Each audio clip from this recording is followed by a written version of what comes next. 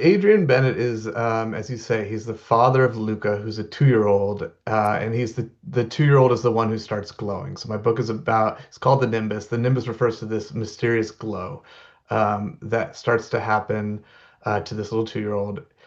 He glows mysteriously. No one knows why. It doesn't always happen. Not everybody can see it. Um, Adrian, his father, as you mentioned, is a religious studies professor. He's one of the people who can see it. Um, and after I got out of college, I took a year and did some work at a nonprofit, and then I went to divinity school. And one of the things I just supremely loved about the place and love it still is it pulls people from all different walks of life.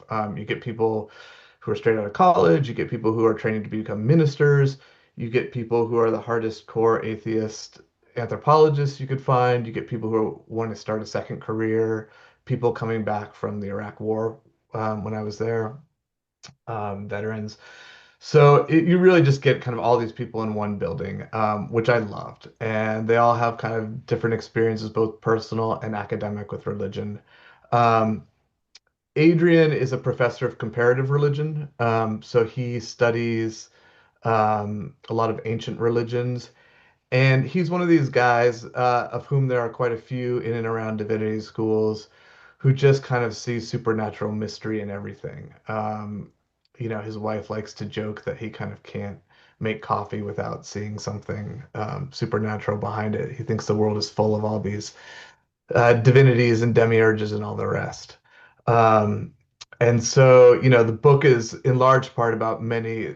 Adrian's not one of the perspective characters. There's three other characters through whom the story is told, but he is kind of a main character in the book. Um, I say he's probably the person who's most enthusiastic about the Nimbus happening to his son, both for professional reasons. I think there are ways in which it flatters his academic ambitions, but I think also for for real personal reasons. Like this is kind of the universe that he wants to live in.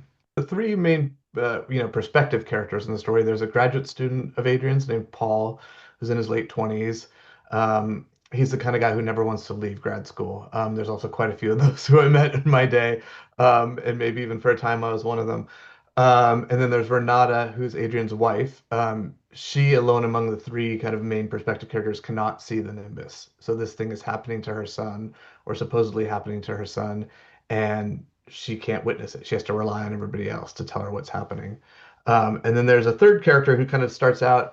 It seems like he's a little bit out of left field, I think, when the novel starts. The name is Warren. He's an alumnus of the Divinity School. But we meet him a couple of decades down the line. He's now working at the university library, a bit down on his luck. He's on the run from a loan shark that his mother got himself tied up with. But he and Adrian overlapped in divinity school, and so that's how they know each other, and that sort of brings Warren into the story. It's one of these decisions that I was kind of constantly making. I was writing the book is how much to keep it in view, as it were, and how much not to keep it in view. Um, I think it is in many ways the thing that drives the story and pulls the story along. Um, and but at the same time, it's not the only thing I wanted to talk about in the book, and it's also, I don't want to explain too much about it in the book, because I think a big part of what the novel is really dealing with is people trying to put their own interpretations on what's happening to Luca.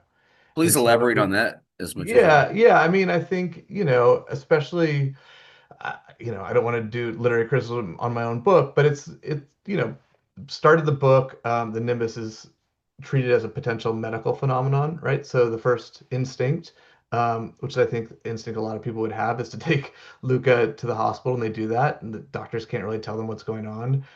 And then through a kind of series of circumstances, Adrian gets this idea that it might be a religious phenomenon. But even that doesn't answer the question really, because as we all know, there's lots of religious phenomena in the world. There's lots of religious traditions.